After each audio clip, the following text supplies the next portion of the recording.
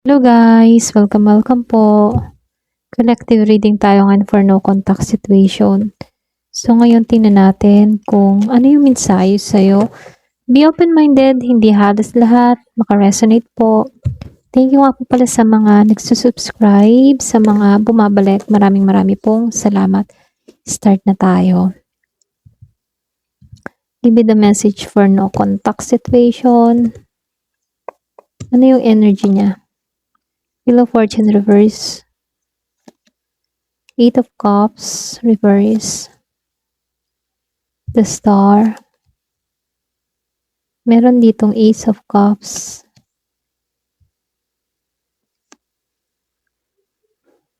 So dito no, meron akong nakitang Pisces, Scorpio, Cancer.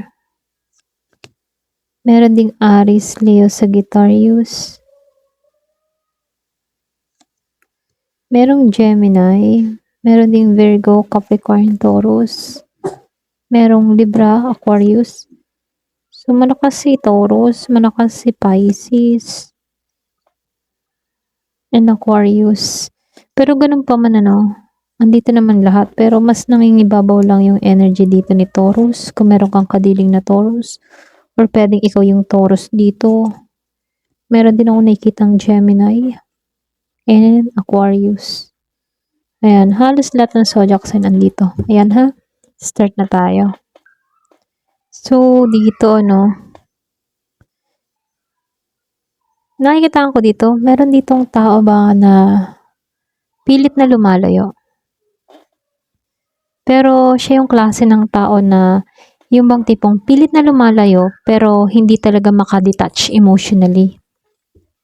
Kumbaga dito sa Eight of Cups reverse, hirap kasi tong umalis ng tuluyan dito.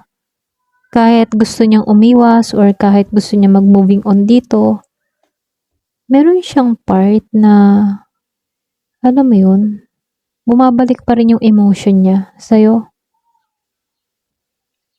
Kumbaga dito sa Wheel of Fortune, meron tong pakaramdam na hindi pumabor sa kanya yung tadhana, hindi pumabor sa kanya yung sitwasyon.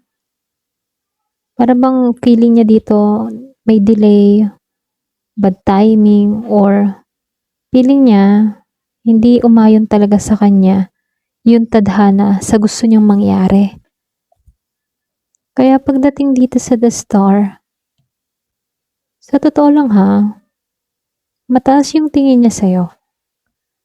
Kasi nakikita ka niya bilang inspiring or healing. Para bang meron kang special light sa buhay niya. Okay? Iba yung mo, iba yung dating mo.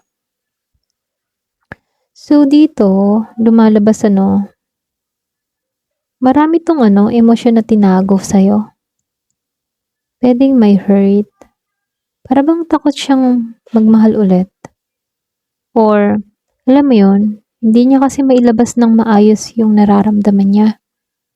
Kaya may ganun siyang nararamdaman dito. Pero ganun pa man meron naman ako nakikitang malaking pagbabago dito sa tao na to. Or pwede rin may pagbabago na mangyari sa connection ninyo. Hindi na tutulad ng dati. Para bang panibagong chapter kung ipagkakaloob. Kasi yung death kasi, dyan pumapasok kasi yung transformation. Bagong simula, pagbabago. Kaya pagdating sa Nine of Wands, medyo siya, defensive. Kahit sugatan na, ganun yung energy niya. Para bang naka-guard up pa rin. Pero kahit pagod hindi siya totally na bumibitaw. So, nakikitaan ko rin dito, para ba siyang nakatingin pa rin sa'yo, okay? Kahit guarded. Para pa rin bantay sarado. Pilit naman niyang binabago yung sarili niya dito. Okay? Or pwede rin umaasam-asam to ng transformation. So, dito sa The Lovers Reverse and the Four of Pentacles, meron nung nakikitang conflict sa feelings, sa decision. Posible may misunderstanding na nangyari sa inyo dito. Or pwede rin nagkaroon ng imbalance sa inyong dalawa. Yung bang tipong pinilit niyang umiwas kahit may connection pa. Okay? So, nakikitaan ko rin dito, no? Para bang mahigpit pa rin yung kapit niya dito sa energy mo. Ayaw niyang tuluyang mawala. Lalo-lalo na ikaw. Kahit hindi niya aminin, kumakapit pa rin siya sa energy mo. Kumbaga, no? Pwedeng hindi ka mawala sa isip ng taong ito. So, nakikitaan ko rin dito, lumabas si Ace of Wands reverse. So, naka-reverse siya, no? Then, sinabayan pa ni Knight of Swords. Yung iba sa inyo, no, nawalan siya ng lakas or confident para ayusin. Meron siyang hesitation. Karoon din to ng frustration. Para bang natatakot siyang gumawa ng unang hakbang. Okay? Para bang yung energy niya, ayaw kong gumawa ng hakbang kung ako lang ang mauuna. Okay? Para bang ganun. Takot to sa rejection or takot siya sa kung anong man sasabihin mo. So, nakikitaan ko rin dito, no? May part sa isip ng tao na to na gusto kang lapitan or kausapin. Yung bang minsan, pero biglaan. Yung magparamdam ba? Mabilis yung takbo ng isip niya tungkol sa'yo. Mabilis. Ayan. Pagdating sa'yo, tumatakbo yung isip niya. So, malakas kasi yung attraction mo, kaya hindi ka mawala sa isip ng tao na to. Malaki yung paghanga niya sa'yo. Nakikita ka niya bilang mataas ang halaga mo. Beautiful energy, caring, at mahirap lapitan. Kasi, hindi naging balance yung pagbibigay sa connection niyo dati, ano? Kumbaga, pwedeng yung isa mas nag-e-effort kaysa dun sa isa. So, nakikitaan ko rin dito, no? Meron din tong halong tampo. May halong selos. May pagka-cold energy niya. Okay? Para ba siyang ano? Yung bang tipo na pinipigilan niya yung sarili niyang emotion. Kaya nagmumukhang detached or mataray. Ayan. So, nakikitaan ko rin dito, no? Lumabas si Page of Cups. At itong si Three of Cups. Malakas si Pisces dito. Pero ganun pa man, ano. Nakikitaan ko kasi dito, itong taong ito may pagka-immature. Lalo-lalo na sa communication. Hirap pa mag-open. Ganun. Para bang pagdating sa kanyang emosyon, nagpipigil. Para bang gusto niya mag-sorry sa'yo dito. Gusto niyang magparamdam. Pero hindi niya, alam mo yun, magawa ng maayos. Pero andun yung ano ha, yung tipo na gusto niya mag-sorry talaga. So, Three of Cups and the Four of Cups reverse. So, para silang naka-reverse sa dulo. Malakas pa rin yung desire na magkaroon kayo ng interaction or communication. Kahit simpleng connection lang, as a friend, basta andyan ka lang, ganon.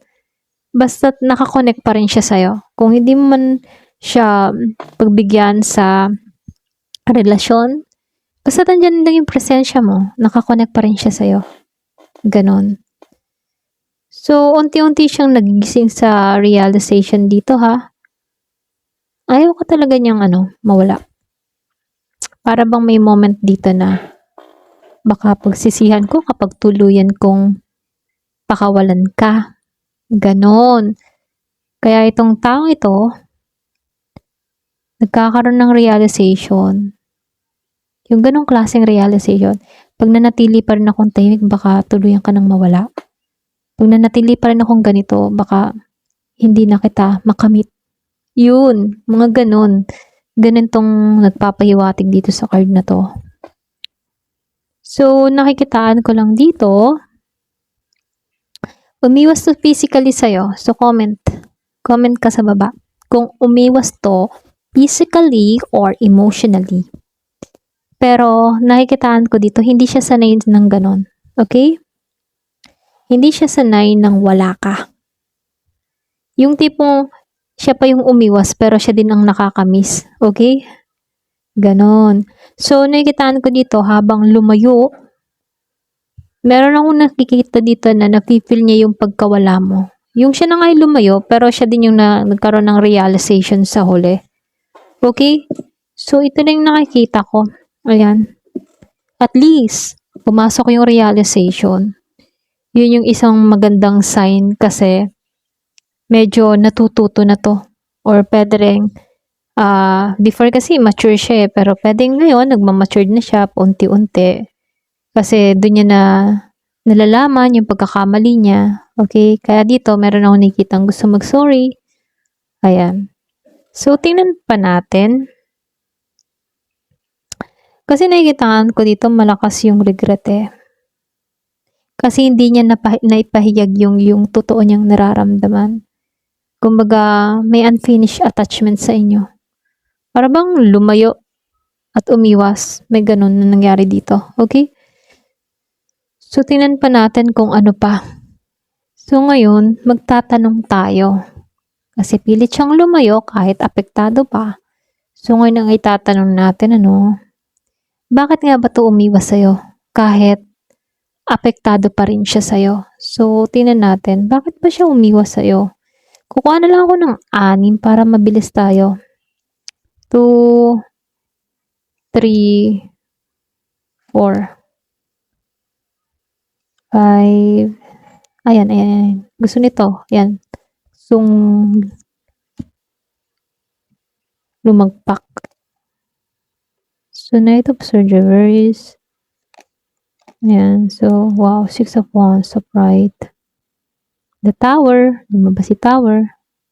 Death reverse. 4 of Pentacles. The Star reverse. So, sa ating unang balasa, lumabas ang The Star. Lumabas ito si 4 of Pentacles. At itong si Death. Okay? So, tingnan naman natin ngayon kung ano to. Ayan, pasensya na sa ingay ng aso. So, dito, malinaw dito na kaya to umiwas ha. Para maprotektahan niya yung sarili niya.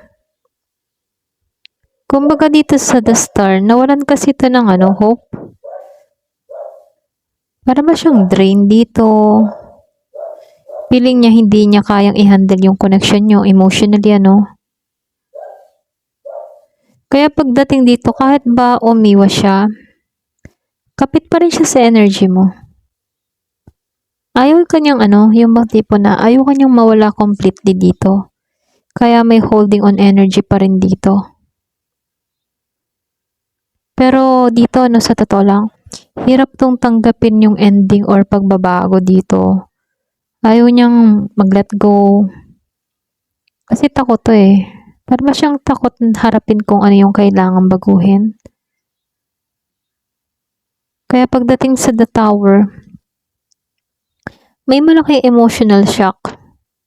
Para bang meron ditong realization, naranasan. Pwedeng may nangyari dito or na-realize niya na sobrang nagpagulo sa emotion niya, Kaya may napa-atras dito. Kasi itong tao na to, may ego to. Ma-pride. Posible, ayaw niyang makita na siya'y apektado, ganun. Para bang gusto niyang maging okay na lang, or magmukhang okay siya, or magmukhang in control siya. Pero ang totoo dito sa Knight of Swords, marami tong gustong sabihin. Magulo kasi ang isip nito. Para ba siyang impulsive yung emotion. Pero hindi niya alam kung paano ba i-handle yon. Hindi niya alam kung paano ba i-handle ng tama. Kaya instead na harapin ka, umiiwas siya. So, lumalabas hindi siya umiwas dahil, alam mo yun, na wala siyang nararamdaman. Hindi ganun. Umiwas siya kasi natatakot siya sa bigat na nararamdaman niya. Kasi nawalan to ng emotional balance eh. At may part sa kanyang hindi handa sa transformation ng connection. Kaya dito, malakas din yung energy na kapag, alam mo yun, kapag affected siya, mas lalo siyang lumalayo. Ganun yung niya. Ganun yung energy ng tao na to. Hindi niya baga hinaharap yung yung dapat harapin, yung problema. Iniwasan niya yung ganun. Imbis na, para ba siyang duwag? Duwag sa katotohanan. Okay? Or duwag sa pagpapakatotoo. Ganon. Yun. Ganon. Ito na yung nakikita ko sa kanya. Ayan. Hanggang dito na lamang po. Thank you for watching. Love and peace.